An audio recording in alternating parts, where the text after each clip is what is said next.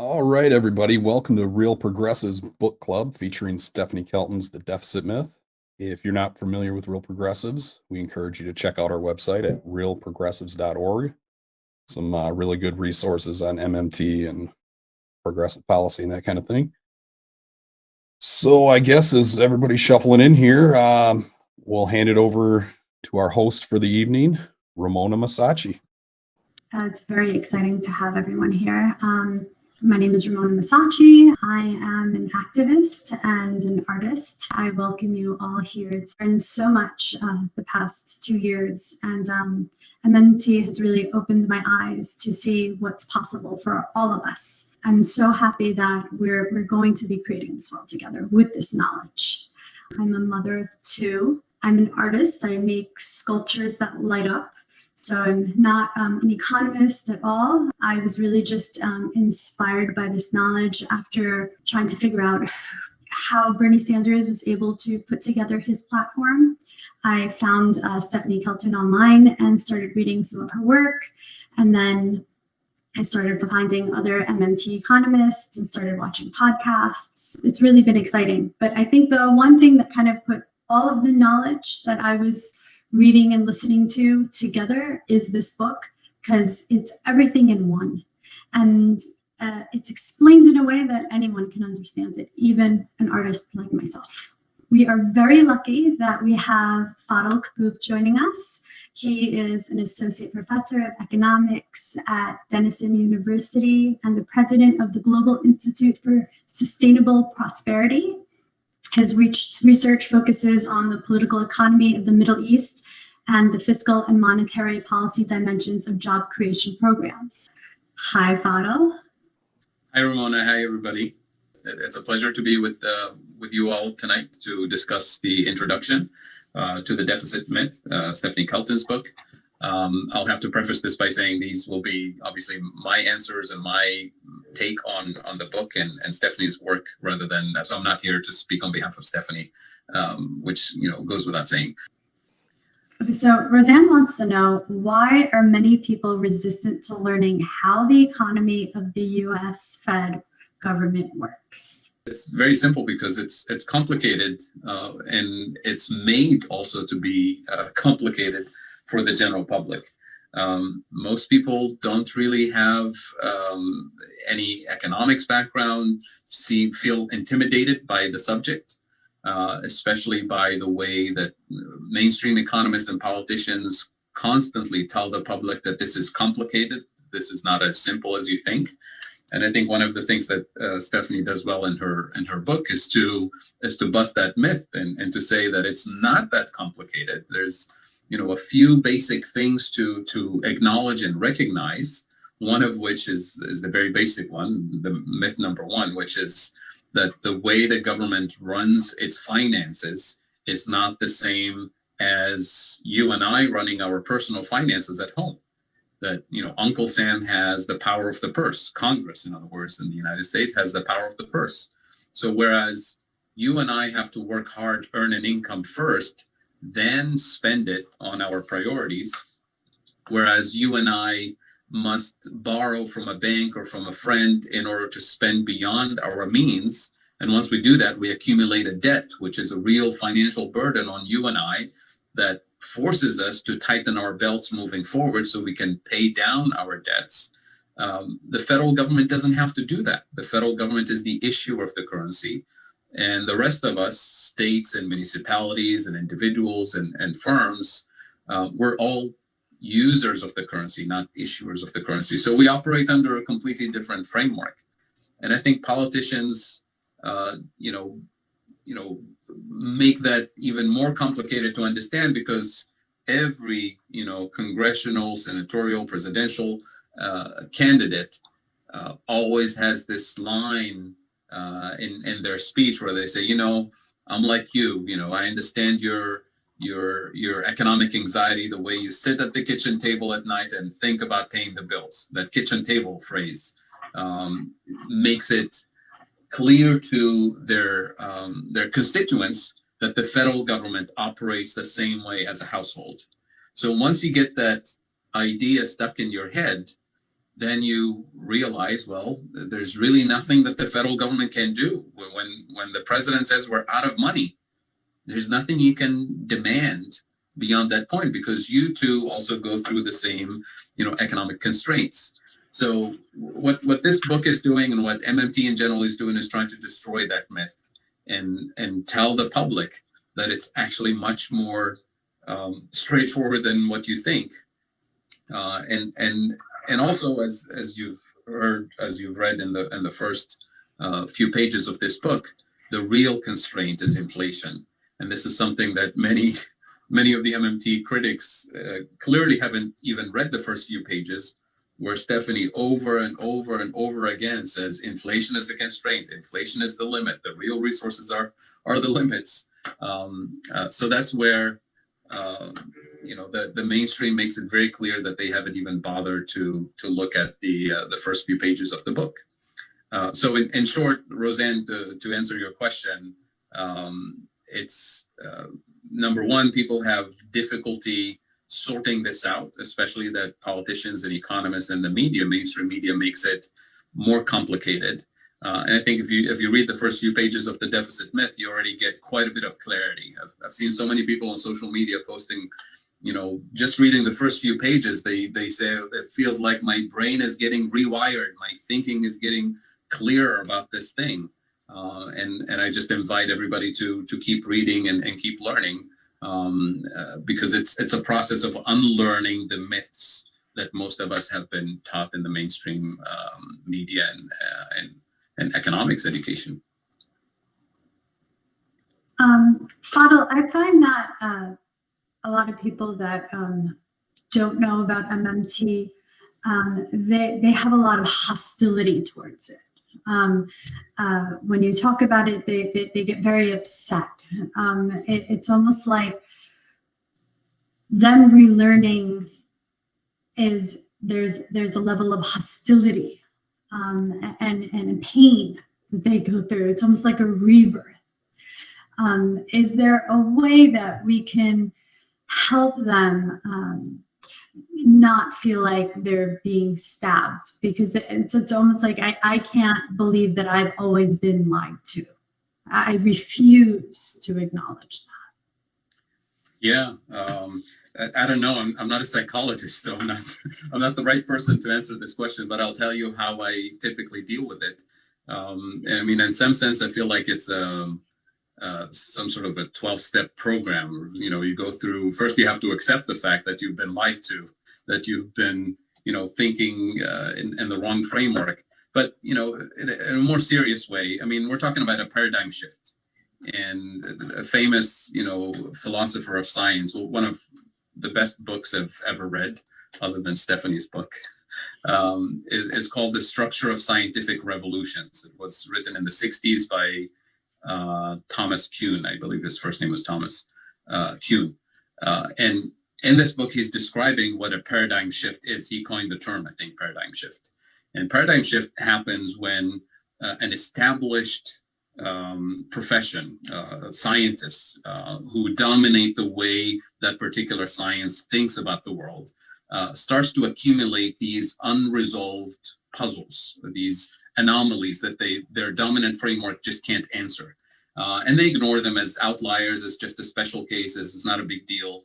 But over time, they start to accumulate, and then you can't help but notice that there's all of these issues that the dominant paradigm can't really answer, and doesn't have a theory, doesn't have a solution to.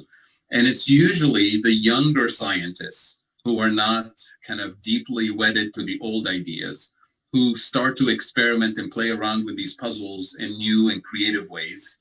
And that's how a paradigm shifts happen, is when they start solving those puzzles with new methods and new techniques. And as they say, one funeral at a time, a paradigm shifts from that old school of thought to a new school of thought. And that becomes the dominant way of doing it.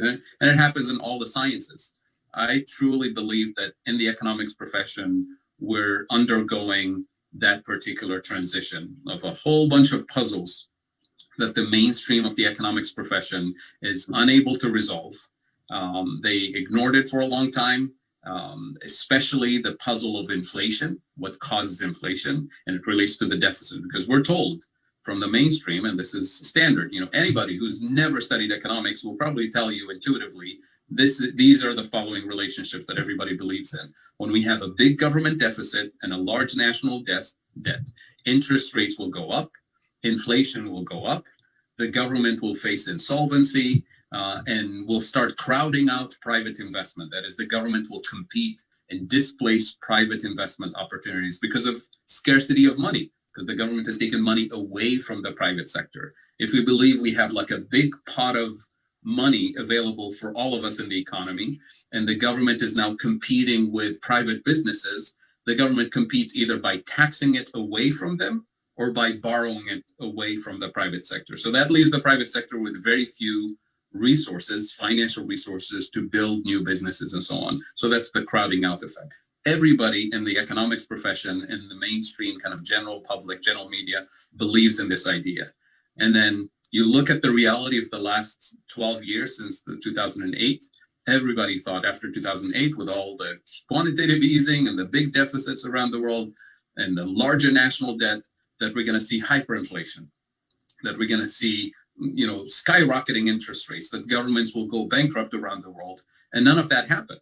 So the standard theory can't explain why that is the case. MMT can, and MMT is actually going further and saying, well, guess what? There's actually much larger spending capacity that can go towards a Green New Deal and healthcare, better healthcare system and better infrastructure, better resilience for our healthcare system and so on. And we can do all of that without hitting the inflation barrier, that the inflation limit is actually much, much larger than what people think. So the mainstream economists simply push back against MMT and the idea of the Green New Deal is say, well, if we're going to spend that much, then it's definitely going to be inflationary. But at the same time, they literally admit they have no reliable theory of inflation. This is not me saying it. This is the Fed. This is the ECB. This is mainstream economists acknowledging their theory of inflation doesn't work. Yet somehow, magically, they know that the MMT policy framework for a Green New Deal will definitely cause inflation. We don't know how, but it will definitely cause inflation. So this is what we're talking about. And it's actually the ball is sort of in our court now in the MMT community, and many of us are working on this behind the scenes, is to fully develop a theory of inflation that can actually estimate how much additional fiscal spending capacity we have before we hit that inflation barrier. And I'm happy to discuss a little bit of this, but this is the reality. The dominant paradigm doesn't have an answer, but it definitely doesn't like the MMT framework because it shatters everything they've built in the mainstream.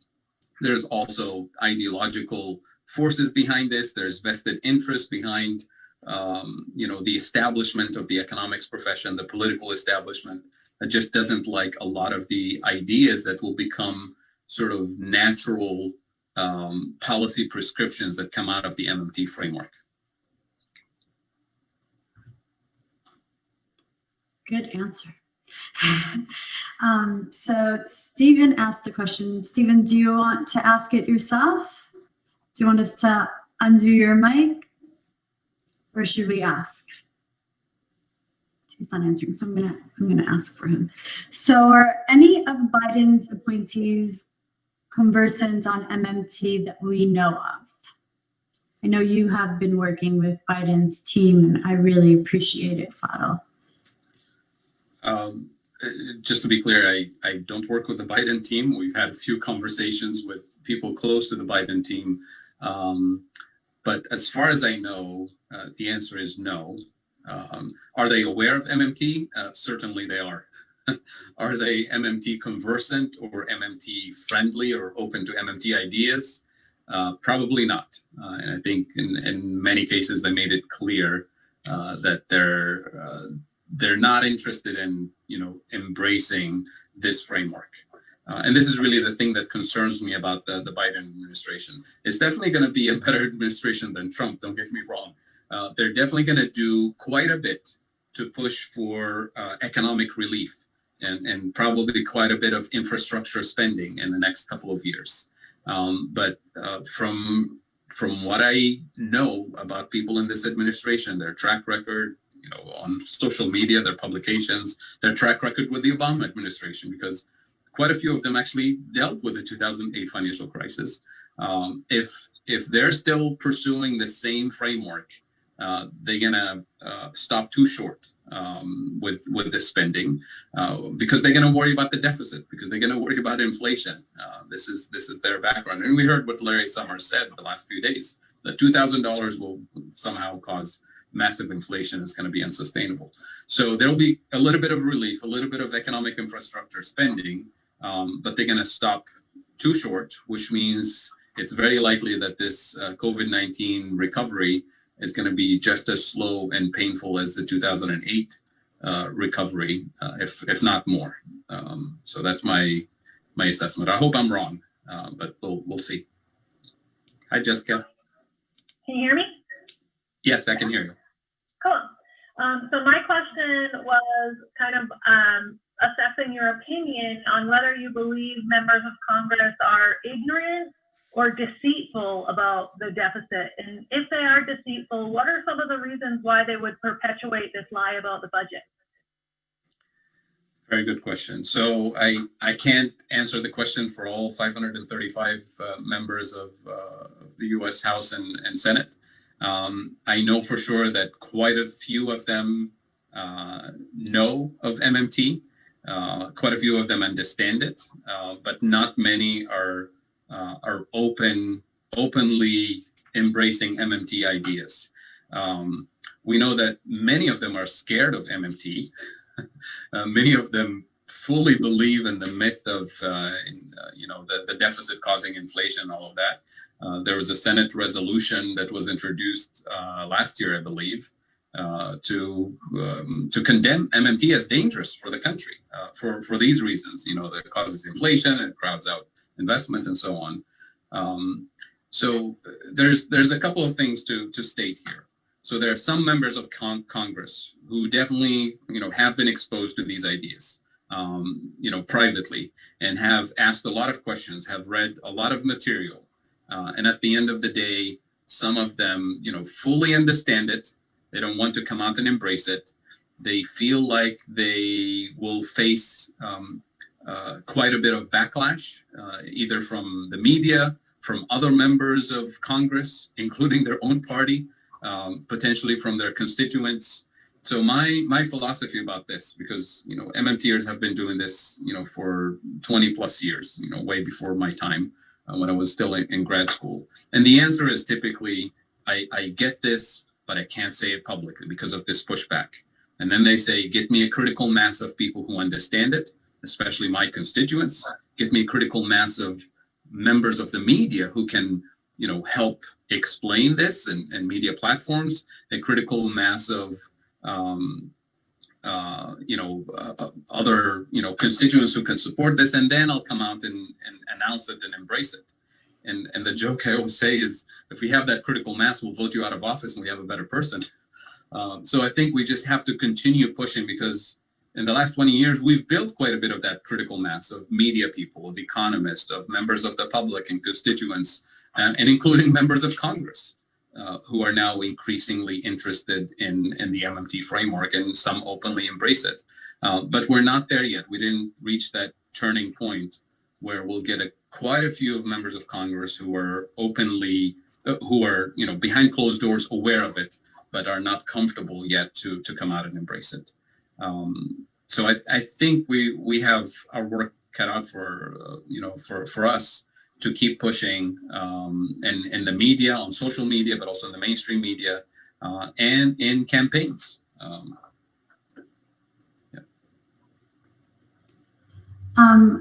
John would like to ask a question now. Can we unmute John. him? You're having me ask the question? Okay, I'll ask it. My question was, why does the government issue debt in the form of treasuries to finance, quote unquote, finance its operations at all? Couldn't it just issue the dollars by marking up its account at the Fed, and spend those computer created dollars with no debt? Mm-hmm. Very good question. You're right. The government doesn't need to borrow its own money, right, in order to spend. It can spend its own money into existence. So the question becomes, well, why does the government then, quote unquote, borrow and issue these government bonds? So there's lots of reasons for it, none of which is to fund government spending. The best example is the CARES Act, billions of dollars, trillions of dollars literally created into existence without taxing anybody, without borrowing from anybody. Same thing with World War II and so on. Same thing with this latest relief bill. Also, billions of dollars created overnight without taxing anybody, without borrowing from anybody.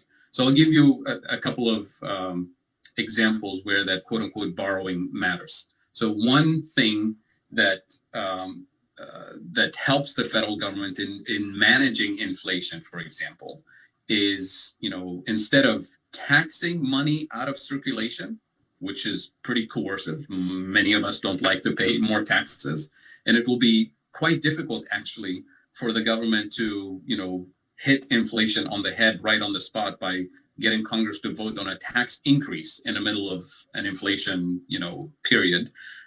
Instead, having quote unquote that national debt, that massive amount of government bonds available at the Fed, because the Fed is one of the largest holders of US government bonds, allows the Fed to help take money out of circulation during times where there's plenty of liquidity in the system. And that not only deals with inflation, but it primarily helps the Fed target interest rates. So every 6 weeks, the Fed meets and sets the interest rate, the short-term interest rate for the economy. And if you read the press release carefully, they say they set the target rate for the Fed funds rate, which is the short-term interest rate. So they don't actually literally set the rate, they set the target for it. And the way they do it, they have a group of people at the New York Fed who are in charge of what we call open market operations. Their job, literally every day, is to watch the Fed funds market. The Fed funds market is a private market where private banks lend and borrow money from each other. And those loans are overnight loans. That's why it's called overnight market. And they charge each other an interest rate. It's called the Fed funds rate. That's the overnight rate. And that rate obviously can go up if there's a shortage of liquidity. And that rate can go down all the way to zero if there's massive amount of liquidity in the banks. So what the Fed does in order to keep that interest rate stable, the Fed can go into the bond market and either sell a whole bunch of bonds and takes cash or liquidity out of circulation, or the opposite, the Fed can go in and buy a whole bunch of bonds, which means the Fed will put a lot of liquidity back into the banking system. And that's what allows the Fed, those open market operations, buying and selling large amounts of bonds on a regular basis, to keep that Fed funds rate at the desired target. And if the Fed doesn't do that, if the Fed doesn't have access to government bonds to intervene on a daily basis to stabilize the quantity of liquidity in the system, that interest rate can go up and down dramatically and can cause a lot of financial instability. And a lot of financial instability creates financial crises. So it's a very powerful tool for the Fed to stabilize interest rates, stabilize the bond market, stabilize financial markets. Just an additional footnote here, the reason the Fed uses government bonds, AAA rated government bonds, is because in financial markets, they're treated as the risk-free asset.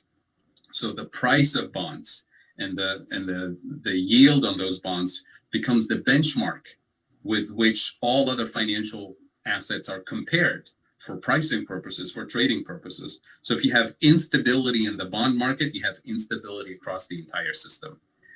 So all the quantitative easing policies that the Fed has done involved, using government bonds, but also they used in the 2008 financial crisis, used mortgage-backed securities. So it's a very important tool for the Fed for financial stability, for economic stability, but it has nothing to do with funding the CARES Act or funding a war or funding a Green New Deal, right? During World War II, massive government spending to launch the war.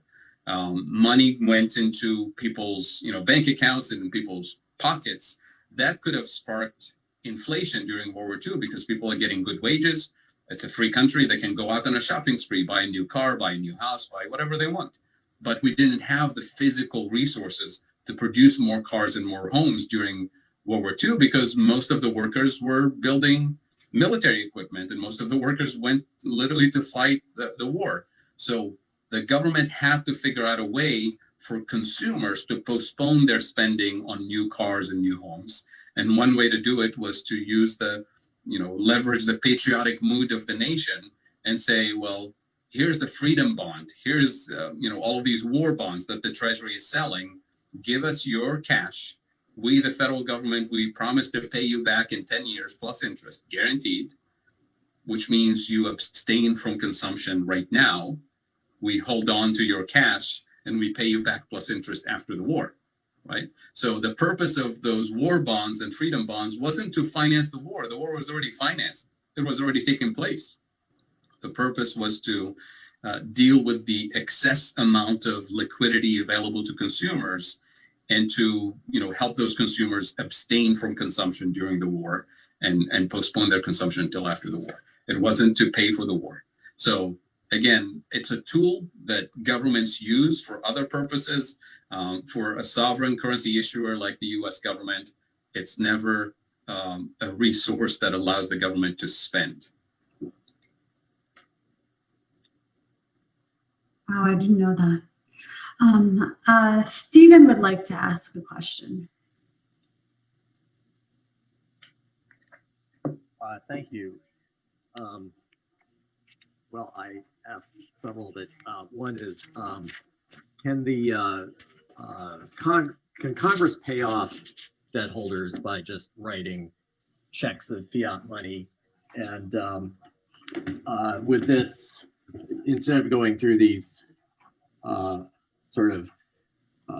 stare downs over the debt ceiling, would that be a way to handle that? And what about the $1 trillion coin? Right, very good question. Congress actually tried 6 times in US history to pay down the national debt, like literally pay it off, right? And this time, these 6 times, they actually tried to do it. It wasn't just talking, because they talk about it all the time. The last time they tried that was 1929, right when the Great Depression started. Every single time Congress actively tried to pay down the national debt, it was immediately followed by a Great Depression, who literally, destroys the economy, right? Because think about it, if you're trying to pay down the national debt, you're actually, you have to tax, right? If you're taxing money out of existence from the private sector in order to pay off the national debt, you're destroying the private sector. Now, your question about the $1 trillion coin, which has been discussed quite a bit in the MMT community, especially Roland Gray's work and the $1 trillion coin proposal by Congresswoman Rashida Tlaib. It's a simple idea where the Secretary of Treasury can legally mint a coin, physical coin, with any denomination. It could be a quarter, it could be $1, it could be $100, it could be $1 trillion, it could be 100 trillion. And then the Secretary of Treasury will simply take that coin and deposit it at the Fed, the Treasury's account at the Fed. And all of a sudden, the whole discussion about the national debt and the debt ceiling will just go away for a long time, right? I think Stephanie at some point joked and said, well, make it 100 trillions and let's forget about this for the next, 50 years or so. So that is legally possible. If you remember these discussions about the $1 trillion coin and after 2008, there was this big debate in the mainstream media and mainstream of the economics profession. And somebody at some point said, well, that's kind of ridiculous. That $1 trillion coin will have to weigh, I forget, like the size of the building, and it has to be so much platinum in it to make it $1 trillion coin, because they literally believe that a $1 trillion coin in platinum or gold has to have its value embedded into it, an intrinsic value of raw material of $1 trillion, which is ridiculous.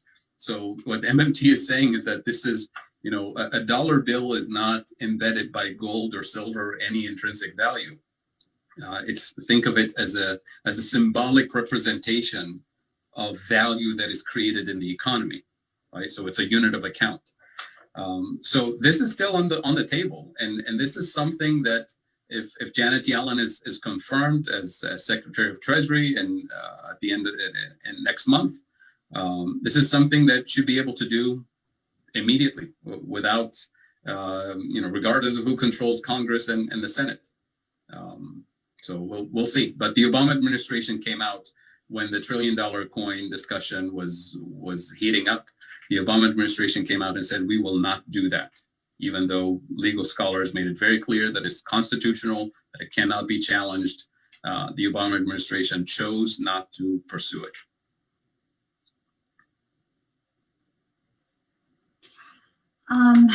Nicholas has a question.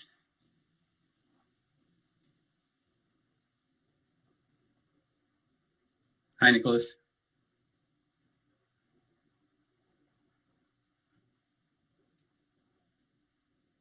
You're still on mute, Nicholas. Yeah, go ahead. Oh, You're hello. unmuted, I think. There he is. Yeah, we can hear you now. Hey, so would either of you have any insight as to why, since Stephanie Kelton was one of Bernie's economic advisors, it didn't seem like he ever talked about this during the campaign. He always kind of answered the question of how would you pay for it, basically by talking about taxes and stuff like that. Like, obviously, it's a super complicated thing to try to do in sound bites on TV, but yeah, just if you guys had any insight into that. Good question. So I'll give you my answer. This wouldn't be Stephanie's answer or Bernie's answer, because I have no idea what Bernie's thinking.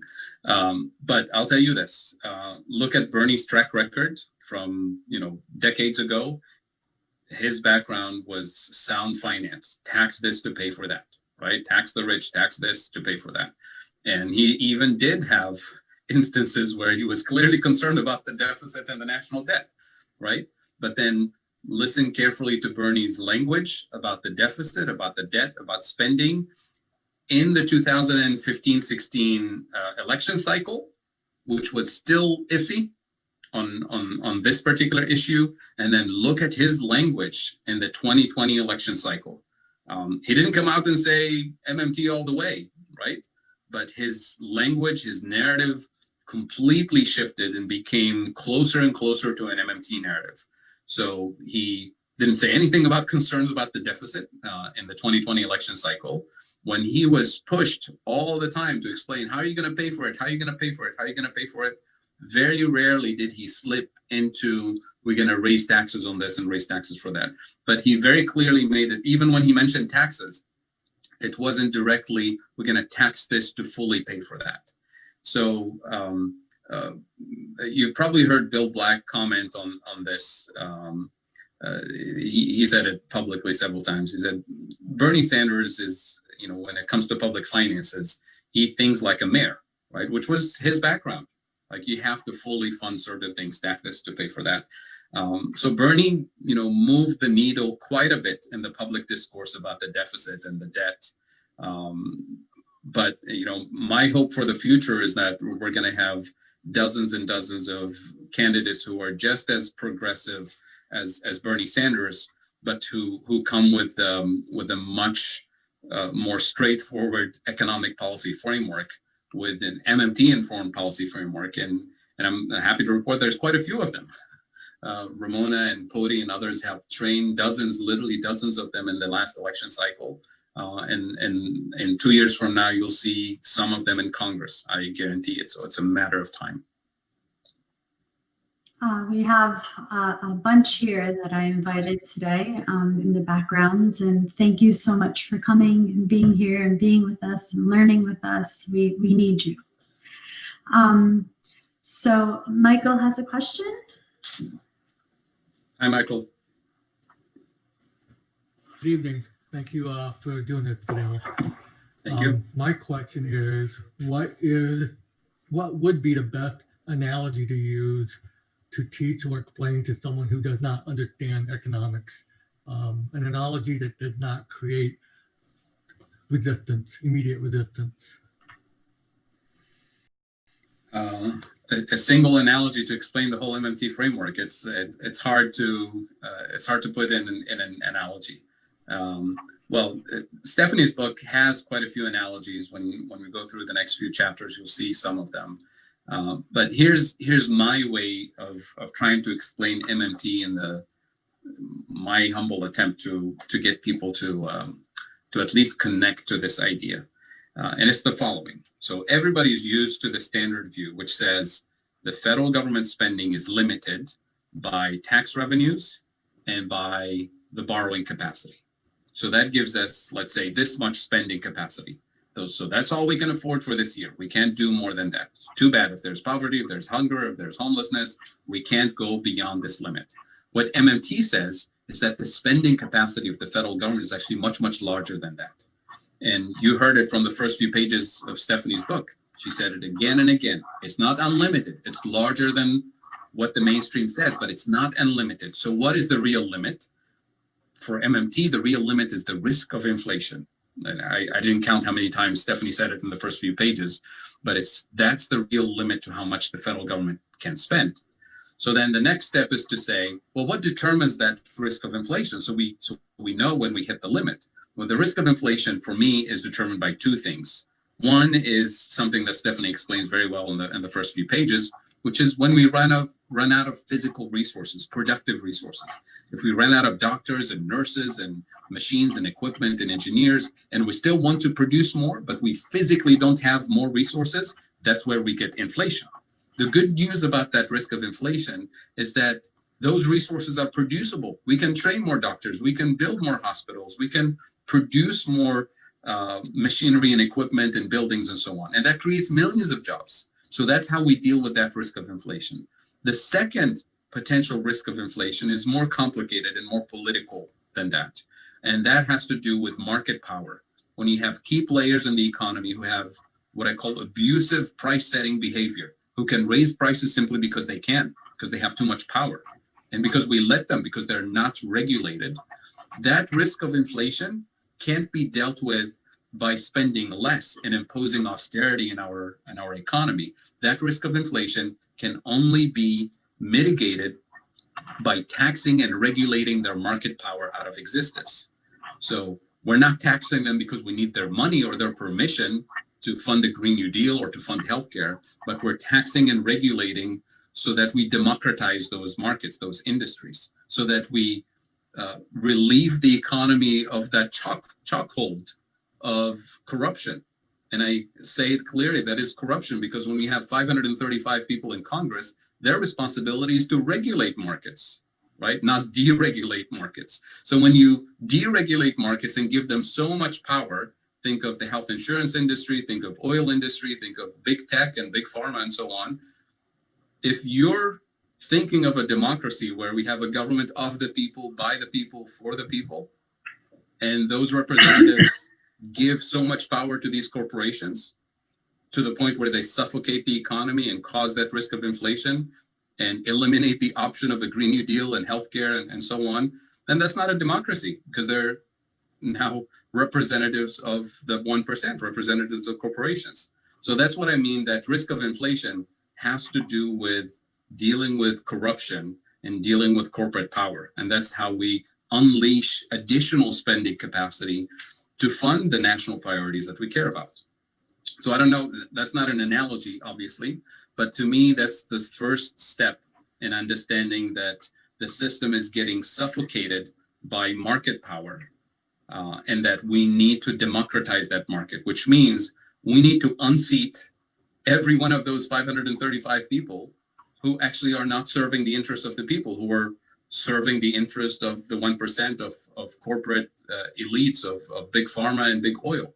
And so that's what when I say getting money out of politics, it's that part of it. It's not because we need their money to fund the Green New Deal or to fund healthcare and so on. So we have two people with hands up, right? You were saying? Yeah, exactly. I saw that. So would we like to unmute them?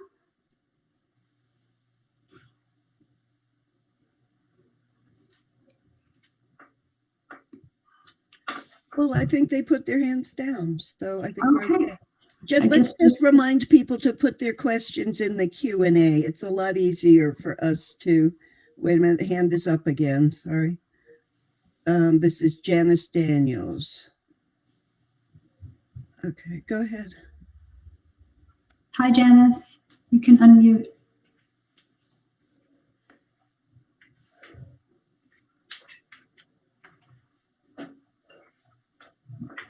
Janice, you're still on mute. Go ahead and unmute yourself.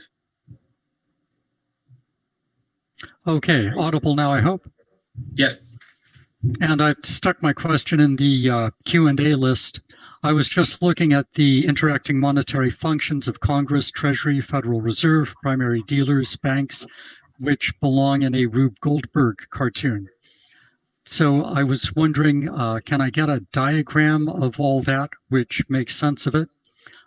Also, can we pass legislation to make it more simple, sensible, comprehensible, and straightforward, and easier for our government to work with? And as part of that, actually, regardless of that, why shouldn't every citizen have their own federal account so that when our government wants to distribute funds, essentially it would be instant. Government decides to distribute $600, $2,000, UBI, job guarantee, whatever, it would just instantly appear in every citizen's federal account as appropriate. Absolutely. Thank you. This is a very good question. So I'll start from the back with the last part. I don't know if you're familiar with our colleague Rowan Gray and our colleague Raul Carrillo and others from the Modern Money Network who have actually worked on federal legislation with Congresswoman Rashida Tlaib's office. And there's a bill available that does just that for the Fed to actually have. There's no reason in this day and age with the technological resources that we have to leave millions of people unbanked or underbanked in the private sector. So there are several proposals, one of which is, we can do this through the Fed, we can do this through public banking, through postal banking. So that part is absolutely a yes from an MMT perspective, from a democratic, a democratic adjustment of the way we run the economy today. In terms of passing legislation to simplify the way government finances operate, yes, absolutely. And Stephanie in the past has made references to making simple adjustments that will make the funding of federal programs much more straightforward, and clarifying the functions of the Fed and creating more transparency. Also, this is something that Randy Ray has written about quite a bit. Warren Mosler on his website, I believe, has a document called A Proposal for Reforming the Financial System that really cuts to the chase when it comes to simplifying the way the financial system operates and removing quite a bit of inefficiency from the system. So I'd encourage you, I don't know if somebody has the link to drop in the chat box, but it's on Warren Mosler's website. It's called A Proposal for Reforming the Financial System or something like that. Sonali has a question. Hi there. Thank you so Hi. much. I'm really enjoying this. Thank you for taking the time. I just had a quick question about the Federal Reserve. I always assumed it was a government entity. But I'm looking at Wikipedia and it's so hard to figure out exactly who controls it. So if you could just say, if you could just give some background. And I know there's a lot of banks that sit on the board of directors for different regional banks. So how does that work with MMT? Sure. Thank you. So thank you. So this is a question that comes up a lot because there's quite a few people who believe that the Fed is somehow a private institution controlled by private bankers, and some even go further into conspiracy theories. But let's set the record straight. The Fed was created in 1913 via an act of Congress, the Federal Reserve Bank Act of 1913. So it was created by Congress, and it does report to Congress. It's just it has a more complicated structure, governance structure. So at the national level, you have the Federal Reserve Board, and all the individuals, including the head of the Fed, are nominated by the president, confirmed by the Senate, right? So through a democratic process, that is very clear. And their employment is government employment. They're not working for the private sector. Now, at the regional level, the Fed has 12 regional Federal Reserve banks. There's one here in Ohio in Cleveland. There's one in Kansas City, Missouri, San Francisco, and so on. Those regional Feds, the presidents of those Feds, and their vice presidents, I believe, but for sure their presidents, tend to be bankers nominated by banks in their district to serve as presidents. And those individuals sit on the Federal Open Market Committee, which is the committee that determines interest rates, sets interest rates, and sets monetary policy for the country. Now, there are other individuals from the private sector who also participate in monetary policy committees, including individuals who represent consumers and labor and so on. But it's very clear that the current structure is not as representative of consumer interest and of workers' interests compared to the interest of bankers. So MMTers have always said that, number one, there's a need for more transparency within the Fed system. Number two, there's need for better representation in those regional Feds. But once those individuals become members of committees and become members of the Fed, they're no longer working for their private banks. But that doesn't mean that their way of thinking, that their ideology, that their personal relationships with and affinity for the private sector, the banking industry disappears. That's just human nature, right? So there's room for improving that. It's just the way the system was set up for the Fed. It doesn't mean we should stick to it and continue in the same direction. But the Fed is definitely a creature of Congress. It's a government institution that does have private participation, private sector participation in the way the regional Feds are structured. So there's room for improvement, for transparency, but there's no reason for anybody to think that the Fed is owned by private banks or should serve the interest of private banks. The Fed has a very clear mandate from Congress, and they report to Congress on a regular basis. That doesn't mean that the ideological framework, the theoretical framework that they use is the one that you and I would embrace. That's a separate question, and that's a question that the entire economics profession suffers from, including people who work in the U.S. Treasury and so on. So that's a good question to clarify. Somebody has their hand up. Do they want to answer a question? Or do they have a question to ask? This is Yasu. Yes, I have a question to ask. Would you allow me, please? Yes, I can hear you. Go ahead. Thank you very much. I don't know where to start, but I fully agree with a lot of what you say. But number one, the government has borrowed money from taxpayers' retirement policies, and they call it entitlement. Yes, indeed, we are all entitled to it because we paid into it. Republicans have been going after our retirement money, and they want to take it out. Starting from Reagan's time, they took money out of our retirement insurance policy. They need to pay it back. The government needs to pay the taxpayers back what they borrowed out of our entitlement.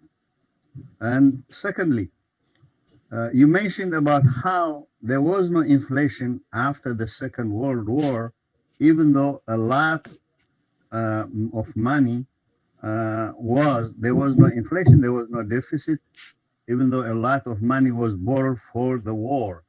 The reason there was a lot of deficit, but there was no inflation during the war. Yeah, but if I understood you right, you said the economy boomed after the war, and indeed it did. The reason the economy boomed after the war is not for any reason other than the United States, took over a lot of what used to be a British Empire, and we started to sell Coca-Cola and all the US products.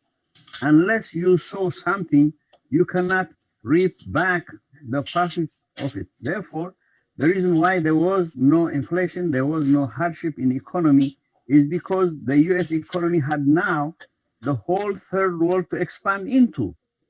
At this moment, however, there is no such nonsense because the Chinese have almost taken over the whole world with whatever cheap product that they can produce. Unless we can produce and outproduce and compete with. Oh, we lost Luis, I think. Okay. I guess you could answer his question about Social Security. Okay, so the first question about the pension funds, I wanted to get some clarification from Luis, but I think he was referring to state pensions. Some states have huge, unfunded pensions. And so states are not like the federal government. States can run out of money. And this is actually part of the crisis that we're dealing with right now, where the Congress is unwilling or to provide economic relief for states and municipalities. If we force them into, against the wall, this is what they're going to have to do. They're going to have to raise taxes. They're going to have to cut benefits, and they're going to have to impose more austerity on local, state, and municipal budgets. The federal government doesn't have to do that, including Social Security, as Stephanie explained in the last few pages of the introduction and then later in the book. There's no reason for the federal government to cut Social Security benefits or to have to tax in order to fund additional Social Security benefits.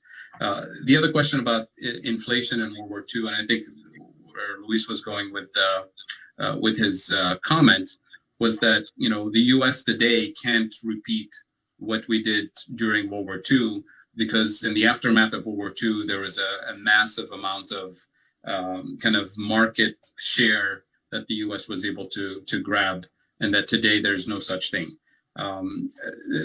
That's actually not true. And after World War II, yes, there was an economic boom, partly because of the reconstruction of Europe, but the U.S. didn't really invade all former British colonies and French colonies and so on. Most of those colonies are actually still economically tied to England, to France, to Portugal, to Italy, to the Netherlands. The U.S. doesn't dominate actually those economies. It came to dominate much later. So it wasn't that caused the economic boom. What caused the economic boom was workers, soldiers coming back to the U.S., families who saved during the war effort were now going back to spending, building homes and building. It was the GI Bill, and to some extent, it was also the Cold War, which is the military spending that fueled the armament of the U.S. in the Cold War period. Yes, there was quite a bit of exports to rebuild Europe because Europe was completely destroyed. That was the Marshall Plan, essentially. And the opportunity today is still within the physical borders of the United States. There's a huge amount, as Stephanie will explain later in the book, the deficits that we should worry about are the infrastructure deficit, the educational deficits, the public health deficits. These are the deficits that matter. And there's plenty of room to spend, to improve quality of life, to innovate, to create jobs and improve quality of life in the US without having to invade any other market, without having to expand beyond the physical borders of the United States, and without it being a kind of a militaristic, imperialist expansion of the US economy. There's plenty of room. There's plenty that needs to be done here, and plenty of people and resources and technology available to get things done right here. Juan has a question. He actually said he doesn't want to answer it live, so if you could read it for him. Okay, perfect. Do you have any thoughts on the role that private banks, the massive ones, play in suppressing a theory like MMT? Doesn't it benefit them to control where investment and money creation is directed? And is MMT a threat to that? Very good question. I would rephrase the question, I guess, in answering, is that MMT already benefits them. It serves their interest. They're just not interested in everybody else learning about it and everybody else recognizing that the government does actually have quite a bit of power to spend. It's just the current system is sucking money to the top 1%. And what I talked about earlier, the powers that are, hijacking the economy are big pharma and Wall Street and big oil and so on. They're using the power of the purse for their benefit, right? And what MMT is saying is, wait a minute, we can use the power of the purse to serve the people. And who's stopping us from doing that? It's the risk of inflation. And who's causing the risk of inflation and who's controlling markets? It's those entities. So in a way, they already know how the system works and they want it to work just for them. They're not interested in having the rest of us acknowledge and recognize that the 535 members of Congress who work for us, the government of the people, by the people, for the people, is actually hijacked and is working for the super PACs. So I think that's the threat. That's the real threat. And if anything, it's financial institutions who understand this probably the best, probably more than members of Congress. And this is to connect the dots with an earlier question about members of Congress. Are they really deceiving us and so on? And I don't want to cross into that territory of them deceiving us or not, but it's really the people who understand how this works are typically financial institutions. So if there's anybody to push back against, is financial institutions. So I have a question that's related to that. It might be a very naive question, but if everybody in the economy, right, all the citizens of all the states are prospering and they're educated and they're healthy and they have homes and they're able to create and benefit society. Yep. Don't the people up at top benefit more from that because more people are able to buy goods and services and there's more of a circulation and there's more creation in itself? Sure. Yeah, absolutely. And a lot of people recognize this. When I say a lot of people, is people in the financial industry, all the way back to Alan Greenspan actually, laid it out beautifully in the mid 90s. He was testifying, actually early 2000s, he was testifying before Congress. And the way he put it is the following. He said the working class, and I'm paraphrasing here, the working class have lost ground in terms of increasing wages relative to productivity since the 1980s. And he described it as a good thing. Here's why. As a good thing, because if you're losing kind of power and influence as a worker, we've destroyed unions and so on, and your only source of livelihood is your job, but you still have to pay for all kinds of other necessities. You have to pay for your kids' college, you have to buy a house, you have to buy a car. How do you finance all of these additional purchases if your income hasn't been growing, in a commensurate way with your productivity? Well, it's access to credit, right? Which comes with financial innovation from Wall Street. So consumer debt keeps rising. So now the way Greenspan described it, he said it's actually a good thing that they have access to credit because they can raise their standard of living, but now they have a debt burden, which means it puts even more pressure on those workers to accept their working conditions and to increase their productivity, work harder and not complain, because if they lose their job, they're on the hook for a huge amount of debt. So he described it as a good thing. And that's really the model that's been implemented, is keep workers down, load them up with debt. And there's a reason for it, because 70% of US GDP is consumer spending. So we do need consumers to spend. The problem is if consumers have no increase in real income over time, then the economy suffers, unless we give them loans and we keep them consuming and we keep loading them and overloading them with debt. This is the puzzle that no administration has been able to deal with. There is an opportunity for the Obama administration in 2008 to tackle this head on, because we saw a massive amount of consumer debt relative to their income, and the whole thing crashed in 2008. And then when the Obama administration came in, their job was to restart the economy. And there were two options to restart the economy. One is to restart the same engine, which means get banks to lend them money so that they can go out and spend so the economy can grow again, which is what they pursued.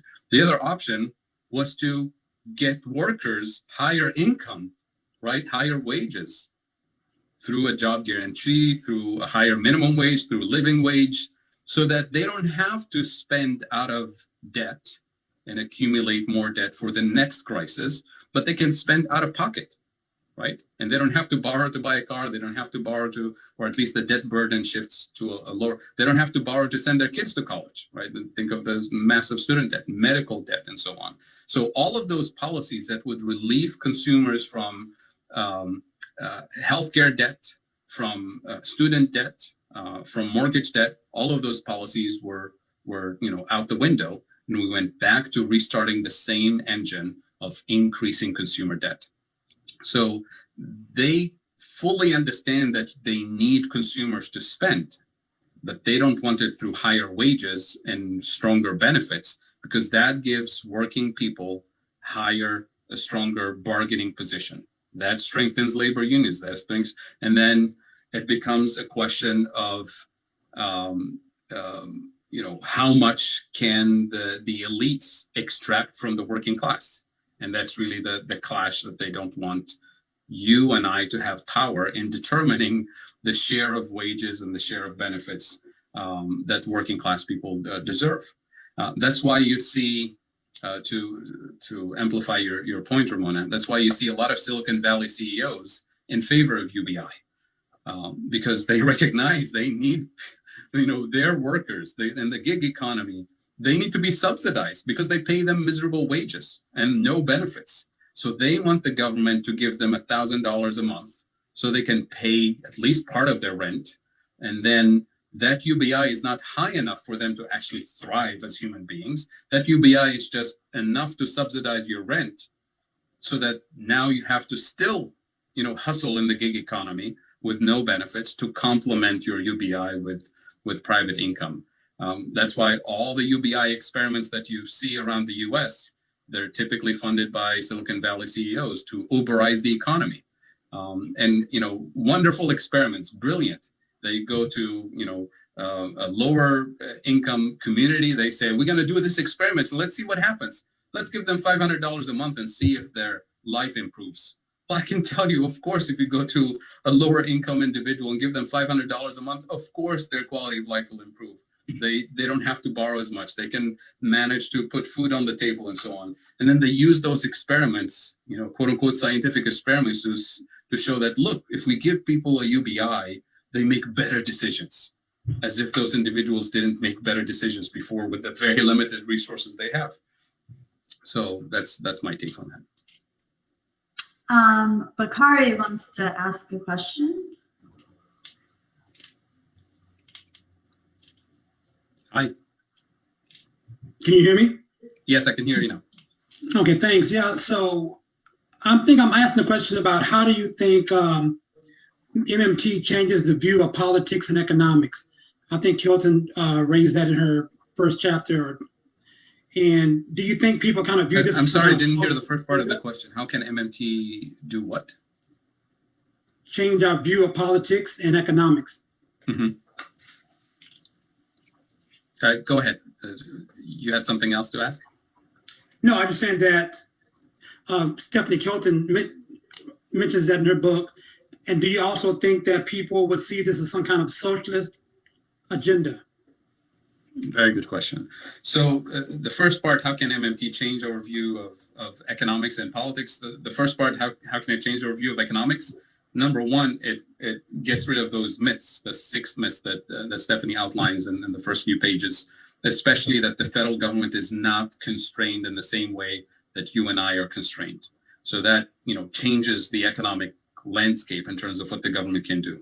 In terms of politics, I think it has to do with what I explained earlier, where when we focus on the real limits, which is the real resources, which is the risk of inflation, all of a sudden, the floodgates open against the establishment, especially the big pharma and big oil and Wall Street, to recognize that they're really hijacking the economy, and that it's politicians who agree to, allow that system to function that way, who are actually the obstacle.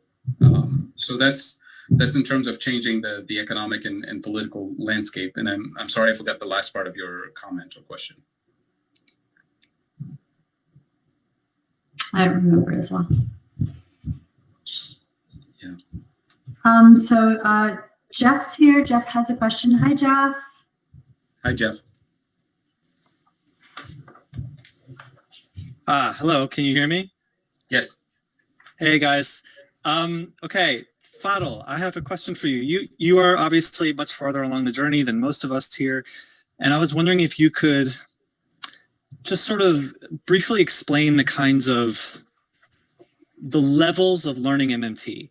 Like, for example, I think it starts off as like pure logic, and then you soon encounter accounting, and then later you encounter mathematics, and you encounter foreign exchange in your work and so on. So that's one, is like, what are the kinds of, as you see it, the levels of learning MMT? Mm-hmm. And also, if you could just fit in there, how does a proper understanding of mainstream economics help in better understanding MMT, whether that's providing context or whether that's something else? So that's my question. Very, very good question. So Jeff, to clarify your question, so are these questions for what professional economists need to do, for what? No, I intended for a layperson point of view. So someone who is very enthusiastic in learning, sure. But this is kind of the path to expect. Right. Because that was a big mystery for me. Yeah. So there's no reason for members of the general public to go get a PhD in economics or a degree in economics, not even a PhD, in order to engage in these conversations. As many people will see from Stephanie's book, that it's very accessible to the general public, and it does turn your world upside down in terms of your thinking, the traditional thinking about how governments, how the U.S. government can afford to pay for things and so on. I think what the general public needs is definitely Stephanie's book, and definitely kind of an engagement with accessible material. There's lots of videos and podcasts on Real Progressives and the MMT podcast and so many other resources that are accessible because they're not technical. They don't involve graphs or equations or math or anything. But what all of those resources do collectively is that they walk you through the usual pushback issues from a mainstream perspective. So when you try to explain that MMT says the government can afford more spending, somebody from the mainstream, with all the good intentions, will push back and say, well, that doesn't make sense because that will cause inflation. So then what's your answer to that? You don't have to have graphs and equations and all theoretical explanations, but you have to have your talking points to be able to converse and try to shift that individual's perspective to invite them into learning more about the MMT framework. And I think a lot of this is already happening on social media. We see it every day. Somebody's pushing back. Well, wait a minute, that can't happen in a developing country. We know what happened in Zimbabwe, right? That leads to hyperinflation. Well, and you see the answers from a bunch of people I see here and a bunch of MMT activists who are not economists or have any degrees in economics. Who say, well, wait a minute, Zimbabwe doesn't have the same degree of monetary sovereignty as the US. Zimbabwe has a massive amount of external debt denominated in foreign currency. So you can't compare that to the US, right? So it's those types of resources that I think will be sufficient to push back. And for the educated members of the public, and especially educated members of the media, those pushback talking points and statements are actually very powerful, because journalists who actually do their job well, they don't come at these issues with a predetermined narrative about what's right and what's wrong. And we've seen this in the last couple of years with the first major pushback from Larry Summers and other members of the mainstream. What was the pushback? Larry Summers came out and said, MMT must be wrong, and I don't like it, and didn't really demonstrate that he understood MMT. It was very clear that he doesn't like it, that it's dangerous, that all of that. So then what happens in the mainstream media? There's quite a few journalists who actually pushed back against Summers and others and said, well, wait a minute, you just told us that, you clearly don't like this idea. You don't believe it makes any sense, but you haven't actually told us why. So we're going to listen to the MMTers and see what they have to say. And it looks like they're actually making a little bit of sense. It's kind of strange. It's new. We don't fully understand it, but they're making logical statements that we can understand. And you haven't given us any slam dunk answer to push back against MMT. So what are we going to do? We're going to keep listening to them. We're still going to keep listening to you because you're former Secretary of Treasury, you're, this, that, and the other. But, little by little, in the last 2 years, we see how far we've gone in pushing back against the Larry Summers and the Paul Krugmans. And it wasn't because anything different we've done.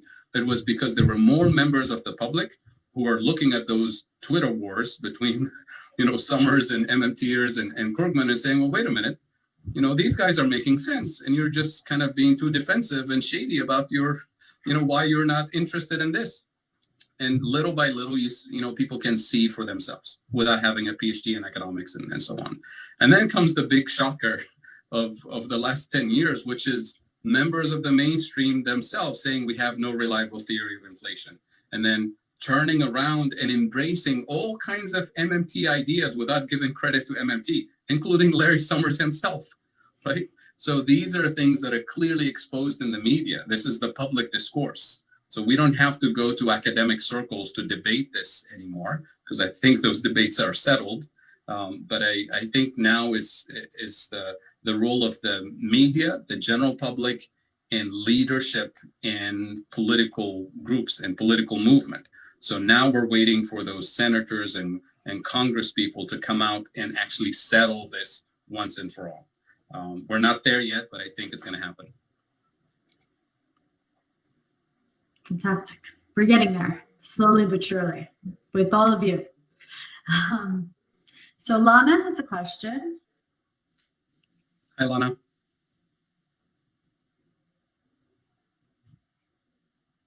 You're still on mute, Lana.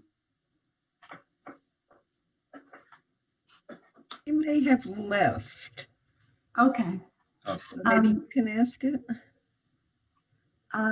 No, it's fine. I think I missed Raul's question. I didn't see it. So Raul has a question. Okay. Okay, there he is. Hi, Raul. You can go ahead and unmute yourself, Raul.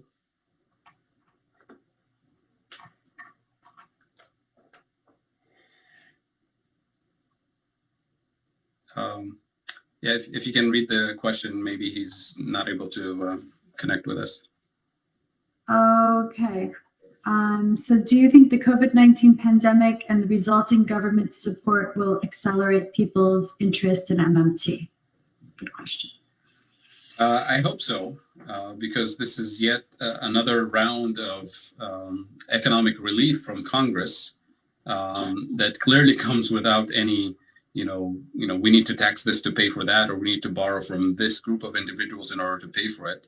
It's clear, as Stephanie explains over and over in her work in this book, that it's about getting the votes. And why is it, 900 billion, not 1.5 trillion?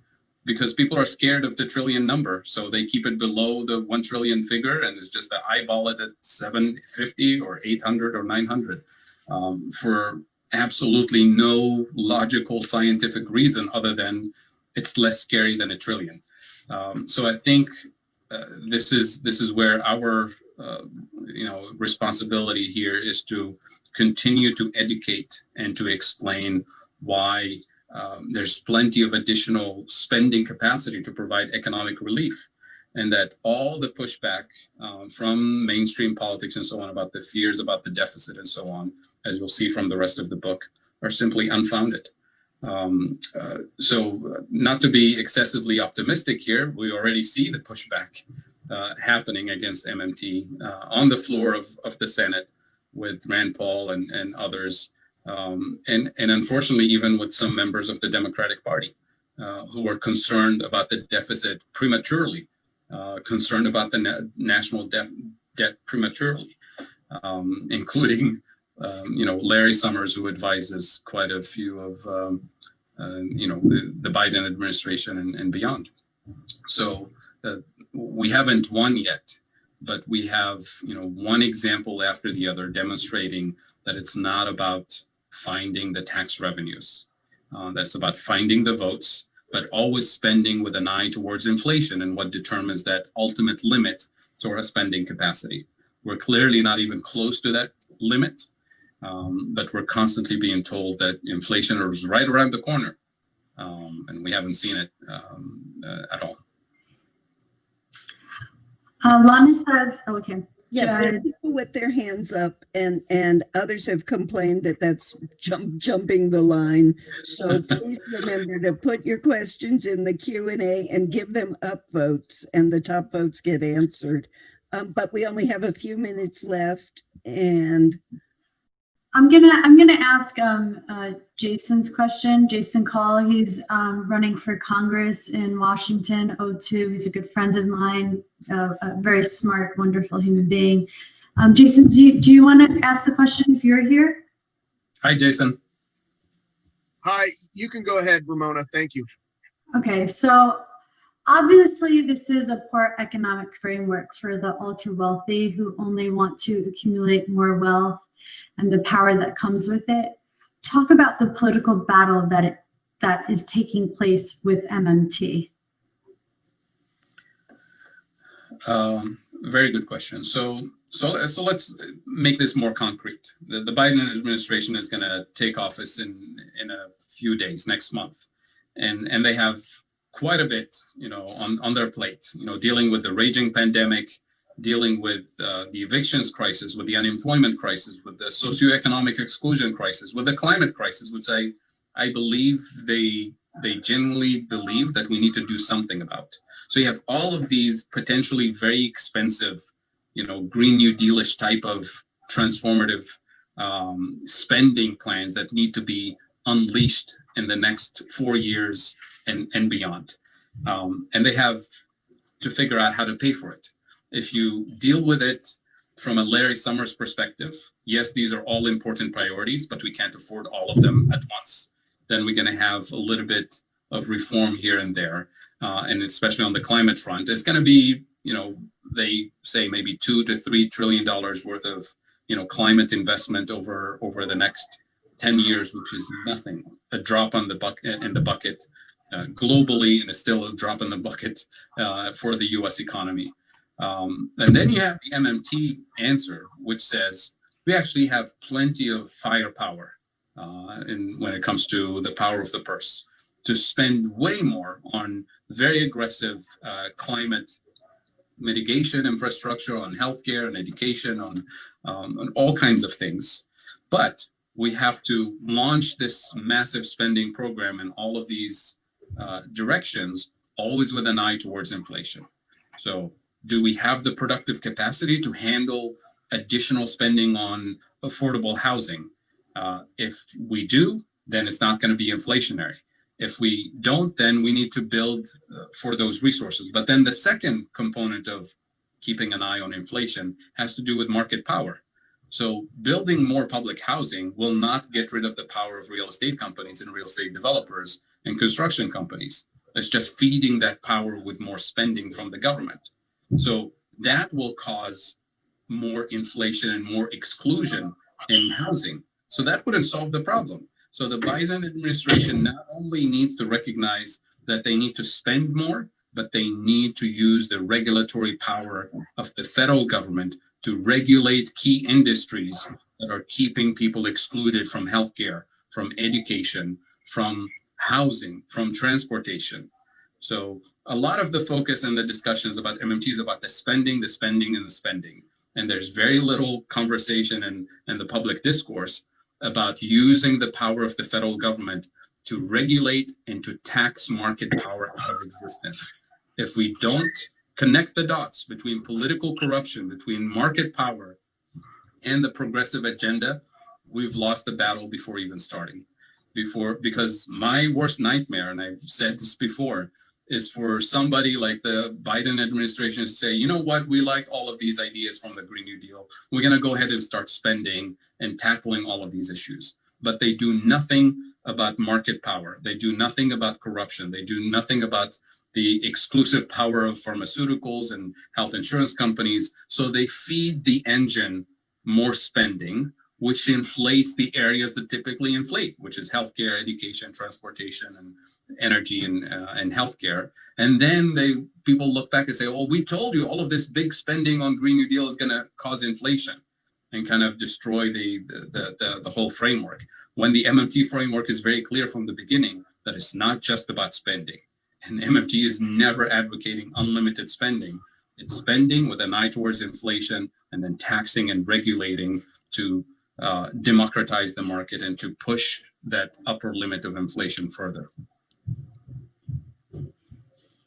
Okay, that was a lot of information to take in, Fadl.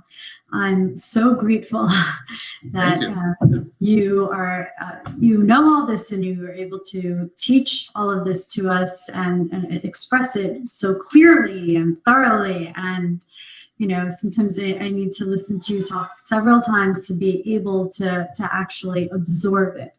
But I learned so much from you. My pleasure. And thank you for joining us and being here. And I hope what I wanted to know, I had asked this, but I wanted to know, are we able to save all of the questions and then at a later time be able to get to them? Is that possible, Virginia? I believe we can, yes. Okay, good, because I think everyone's question is important and should be addressed. Thank you. And yeah, see that the chat is, you know, on fire. So I'm sorry I couldn't read any of these comments. Always. But thank you everybody for joining us and for all your questions and comments. And I hope that everybody will join next week for the next 8 weeks with the rest of the book. And please invite your friends, your neighbors, your congressperson, your senator, your governor to join us, because we're not going to go. And even more importantly, invite young, progressive potential candidates to join us, because if your congressperson is not interested to do their job, we should unseat them. Yes, we need everyone. We need to hire everybody in Congress that understands this, and that's really how we change things, is by changing the belief system, the education of the people that represent us. I'm strong. And next week we have Rohan Gray has agreed to join us. We're very lucky, and I hope you got a lot out of this. I know I did. And thank you for being with us. And thank you so much, Real Progressives. This is such an amazing platform, and you've done so much to elevate MMT and this knowledge.